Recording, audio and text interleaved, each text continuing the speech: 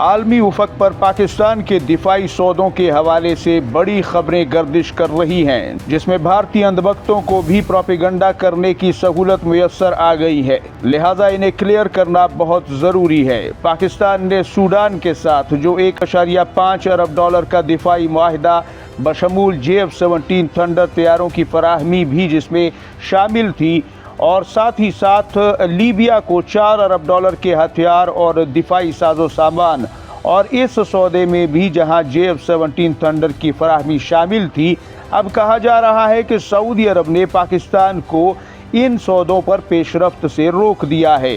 Business insider Africa की ये खबर आप मुलाहिजा फरमा रहे हैं, ताहम दीगर मीडिया सोर्सेज ने भी ये खबर कंफर्म की है और आप इसे देख सकते हैं। अब हम असल वजह की तरफ आते हैं कि आखिर इसके पीछे की वजूहात क्या हो सकती हैं। क्या सच में सऊदी अरब पीछे हटा है? क्या सच में पाकिस्तान पीछे हट जाएगा? क्या इन सौदों का आगे चलकर कोई मुस्तकबिल नहीं होगा या होगा, लेकिन तरीक़ाकार मुख्तलिफ होगा? तो हम इस पर रोशनी डालते हैं। पहली वजह जो बताई जा रही है वो ये है कि मगरिबी ताकतों ने सऊदी अरब से कहा है कि सऊदी अरब अपने तौर पर एक पुरअमन मुल्क रहा है और कभी भी प्रॉक्सी वार या किसी भी इलाकाई तनाज़े का हिस्सा नहीं रहा है। लिहाजा सऊदी अरब अब भी इससे दूर रहे ताकि मुस्तकबिल में उसे परेशानी का सामना ना करना पड़े। तो सऊदी अरब जो कि इन दिफाई सौदों के लिए एक बुनियादी फाइनेंसर था और वही रकम असल में दे रहा था, तो सऊदी अरब ने पाकिस्तान को इन सौदों और माहिदों पर पीछे हटने के लिए कहा है। ताहम यहाँ पर माहिरीन के नज़दीक एक अहम तरीन पहलू ये है, सऊदी अरब ने अगर ऐसा किया भी है तो उसके पीछे की वजह कुछ इस तरह से नापी जा रही है कि जनाब, चूंकि अभी ईरान अमेरिका तनाज़ा चल रहा है और सऊदी अरब खित्ते में अपनी खुद की फौजी ताकत और पाकिस्तान की पोजीशन पर सारी तवानाई और सारे वसाइल खर्च करना चाहता है, क्योंकि इस जंग का नतीजा और इसका मुस्तकबिल अभी तक वाज़ेह नहीं है। लिहाजा अभी के लिए सऊदी अरब पाकिस्तान को ऐसा करने के लिए कह रहा है ताकि हम पहले अपना देख लें। जब हमारे ये मसले और हमारे इस रीजन की सिक्योरिटी और इसकी अमन और सलामती के हवाले से फैसला और मामलात यकीनी हो जाएं, तब हम इन सौदों का सोचेंगे, क्योंकि इन दिफाई सौदों का पैसा भी सऊदी अरब खुद से ही दे रहा था, और चूँकि जंग की वजह से सऊदी तिजारत और तेल की सप्लाई भी मुतासिर हुई है, लिहाजा सऊदी अरब अपने फर्स्ट प्रायोरिटी पर जो मसाइल है पाकिस्तान और सऊदी इत्तेहाद को लेकर के, उसकी मजबूती को लेकर के जो फैसले हैं वो पहले करना चाहता है। जब हालात स्टेबल हो जाएं तो ये सौदे दोबारा भी एक्टिव किए जा सकते हैं। ये मुल्क कहीं नहीं जा रहे और ना ही सऊदी अरब और पाकिस्तान कहीं जाने वाले हैं, और ना ही JF-17 थंडर आइंदा के लिए बनना बंद हो जाएगा। सब कुछ वही रहेगा, बस ज़रा मौके का इंतज़ार किया जा रहा है, क्योंकि सूडान हो या लीबिया, ये कोई प्रॉक्सीज नहीं हैं बल्कि मुल्क हैं। ये ग्रुप नहीं है बल्कि अपने अपने मुल्कों की हुकूमतें हैं।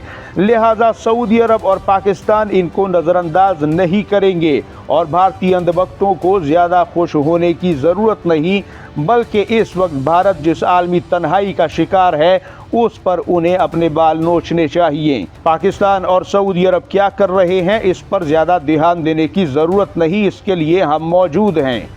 आप इस हवाले से क्या कहते हैं? कमेंट में अपनी राय ज़रूर दीजिएगा। नाज़रीन, मैं आपकी राय का इंतज़ार करूँगा, और बेल आइकॉन दबाने के साथ साथ हमारे चैनल को ज़रूर सब्सक्राइब कीजिए। आपकी सपोर्ट हमारा हौसला बढ़ाती है। जज़ाकल्लाह। लेकिन इस बीच नाज़रीन, एक और ख़बर भी बहुत अहम आई है, और वो ख़बर ये है कि अमरीकी वाइट हाउस इंतज़ामिया अमरीकी टीवी की रिपोर्ट पर सख्त नाला हो गई है। हुआ कुछ यूँ है कि अब तक अमरीकी सदर और वाइट हाउस से ये बात सुनने को मिलती थी कि ईरानी मिसाइल पावर को हमने काफ़ी हद तक ख़त्म कर दिया है, बहुत से मिसाइल लॉन्चर तबाह कर दिए हैं। ये दावा भी किया गया अमरीकी सदर की तरफ से कि हमने ईरानी नेवी और उनकी एयरफोर्स को भी मुकम्मल तौर पर ख़त्म कर दिया है।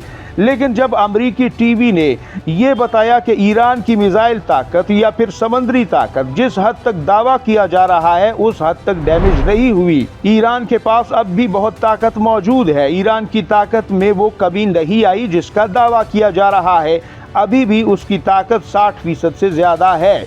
तो इस पर व्हाइट हाउस की तर्जुमान कैरोलिन लेविट भड़क उठी और उन्होंने कहा, अमेरिका का पुराना मीडिया एक बार फिर ईरान के लिए पीआर कर रहा है, जबकि अमेरिका ने सिर्फ 38 दिन में ईरानी दिफाई ढांचा मुकम्मल तौर पर तबाह कर दिया है, जिसमें तवील फासले तक मार करने वाले मिसाइल और ड्रोन बनाने या जखीरा करने की सलाहियत भी शामिल थी।